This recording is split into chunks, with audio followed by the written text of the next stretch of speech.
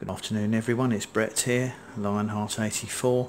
I thought for a change I'd do a quick cooking video instead of a plant video, because it's basically plant related, because it's using some very old bananas. I don't know about anybody else, but I always tend to get to the end of the bunch and find out that there's 2 or 3 bananas left. So if you've got some overripe bananas, this is a perfect recipe, and this is for a simple banana cake. So basically all you need are the following ingredients. What I'm going to do is read them out in metric, and then I'll also put a recipe below with the imperial and US equivalents, and also I'll type it over the video hopefully as later as well. So I've got 125 grams of butter. Doesn't really matter if it's salted or unsalted. 190 grams of self-raising flour. Self-raising flour is better. We've got 150 grams of caster sugar. 1 egg beaten. 60 millimeters, or milliliters, not millimeters, 60 milliliters of milk. I've just got a semi-skimmed here, but I guess it doesn't really matter whether you use full fat, semi-skimmed or skimmed, whatever you've got. 2 extra ripe bananas, the riper the better, because you're going to need to mash them. They need to be Easter mash. You're going to need a teaspoon of vanilla extract or essence. I've got vanilla extract here, and I also like to sprinkle some crunchy demerara sugar on the top of the cake before it goes in the oven, but that's completely optional. And I'm using a 2-pound loaf tin, so just, I don't know what the actual dimensions are, but that makes a sort of a 2-pound loaf of bread, and all that's the weight they use. I mean, I've lined it with greaseproof paper, which I put some butter on, but if you've got a good non-stick one and you grease it well, then you probably haven't got to line it, but it just makes it a little bit easier to lift the cake out when it's baked. And you've got the oven, you need to preheat to 170 degrees centigrade for a normal oven, 150 centigrade for a fan oven. That's gas mark 3, and I'll check the temperature in Fahrenheit for anybody American watching. So they're the ingredients, quite simple. I'm just gonna, what I'll do is, rather than film the whole process, I'm just gonna pause it. First thing I'm gonna do is mash the bananas, and once I've done that, I'll carry on with the filming. So I've mashed the bananas now to a nice pulp. Obviously that's the reason you need overripe bananas, because if you're going to get like hard bananas, it's going to be nearly impossible to mash them to a decent consistency, and this will be much easier to mix into the cake mix before it goes into the oven. So next thing to do is to get your sugar, which is here. That was 150 grams of caster sugar. I guess you could use granulated, but you might as well use caster. You put that into a saucepan, and then you need your butter. But before, I'm going to need to scrape that in, so I'll need 2 hands for that. So let me just pause this again for a second. So we've added the teaspoonful of sugar. No, I've added a teaspoonful of vanilla and the caster sugar and the butter into the saucepan. Now we're just going to fire this up.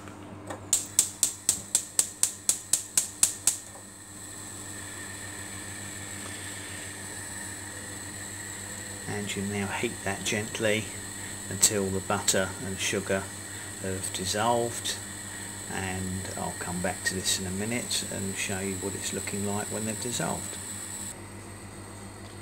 So I'll turn the video back on again in a minute.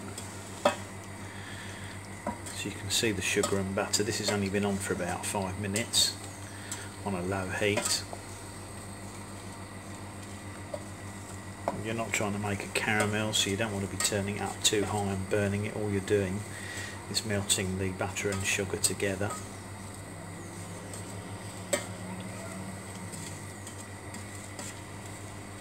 I'm using a gas hob here, but obviously you could just as easily use an electric hob.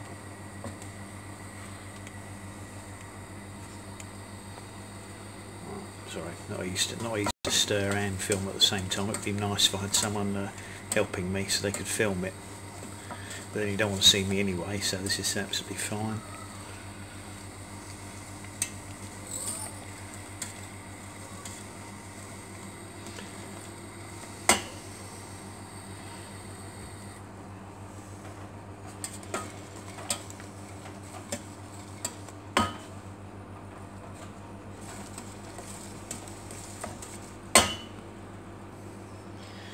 Once you're happy that's melted, which should only take, as I said, about 5 minutes, you simply turn off the heat.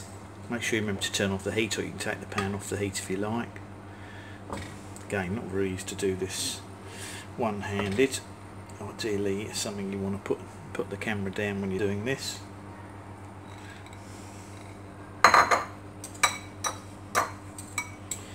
And you simply add the banana to the mix, and you mix this well.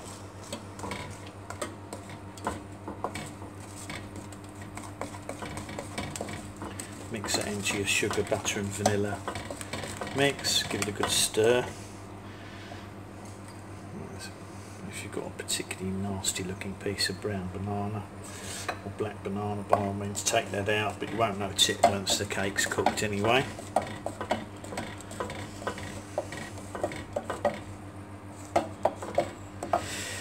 Now we go and get our beaten egg.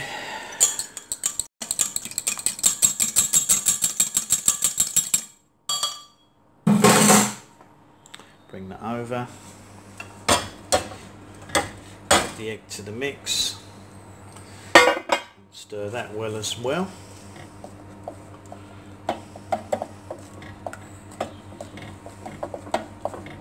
Remember the heat's still off at this point.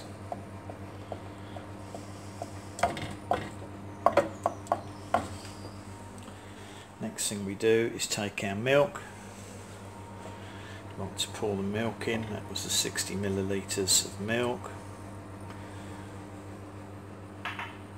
Give that a little stir.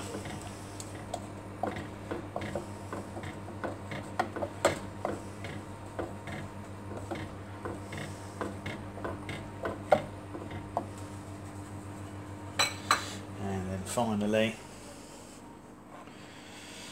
we get our flour,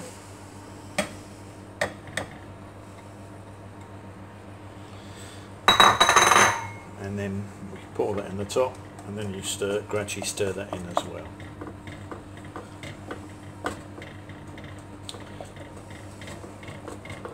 Again, not a job to do with one hand. Now you want to give this a really good, this needs to have a really good mix, because you don't want any lumps of flour in there. You really want it combined well with the banana mix that you've got in there. I mean, I'm using a wooden spoon, but there's no reason why you couldn't use a little hand whisk to try and get rid of the lumps.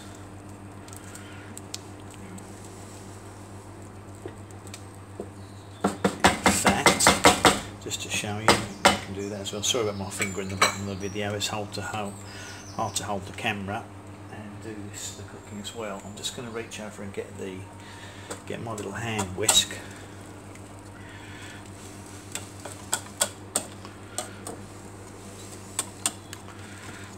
Give that a nice little whisk there.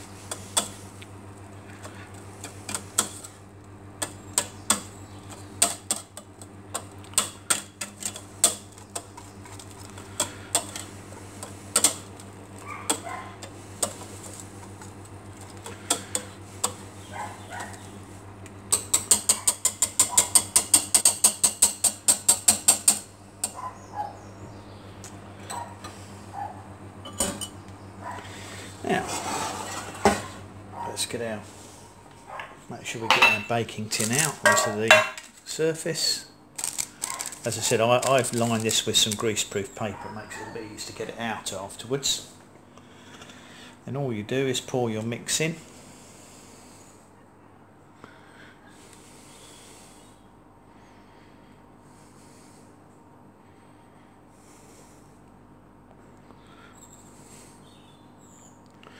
Right, I'm just going to pause the camera again for a second so that I can scrape the rest of that out. Okay, so I've just managed to scrape the extra out, and what I'm going to do here with the demerara sugar, if I can manage to do this.